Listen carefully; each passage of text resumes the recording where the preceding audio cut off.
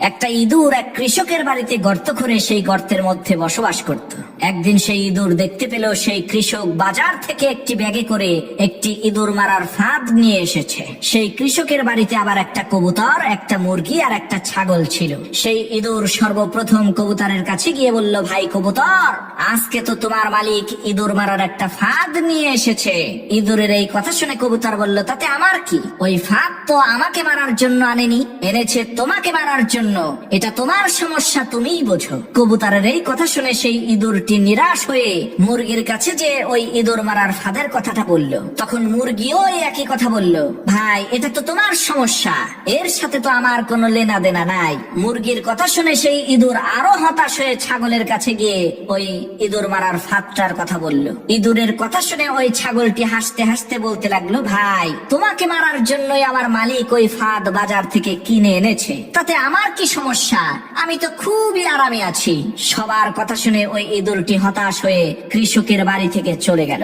এদিকে কৃষকের ঘরে পেতে রাখা ইঁদুর মারার ফাঁদের মধ্যে একটা সাপ আটকে গেল।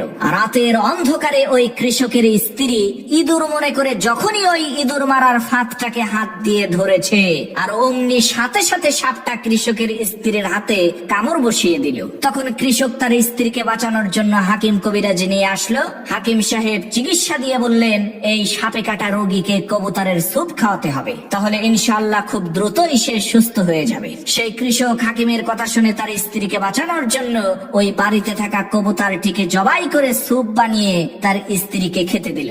এদিকে তার স্ত্রীর অসুস্থতার কথা শুনে আত্মীয় স্বজনেরা তাকে দেখতে আসলো। তখন ওই কৃষক বাড়িতে থাকা ওই মুরগিটাকে জবাই করে গোশত রান্না করে বাড়িতে আসা মেহমানদেরকে আপ্যায়ন করলো। আল্লাহর কি কুদরত, কিছুদিন পর ওই কৃষকের স্ত্রী সুস্থ হয়ে গেল, যার কারণে ওই কৃষক আনন্দিত হয়ে তার বাড়িতে থাকা ওই ছাগলটাকে জবাই করে এলাকার লোকজনদেরকে দাওয়াত করে খাওয়ালো। প্রিয় ভাইরা আমার, আজকে আমাদের ফিলিস্তিনের মুসলমান ভাইদের বিপদ দেখে যদি আমরা হাসি ঠাট্টা করি, তাদের ব্যথায় যদি আমরা ব্যথিত না হই, তাহলে খুব শীঘ্রই আল্লাহ তাআলা আমাদের ওই মুসলমান ভাইদেরকে ইঁদুরের মতো দূরে কোথাও সরিয়ে নিয়ে যাবে, আর তাদের বিপদকে আমাদের উপরে চাপিয়ে দিয়ে আমাদেরকে কবুতরের স্যুপ বানিয়ে ছাড়বে।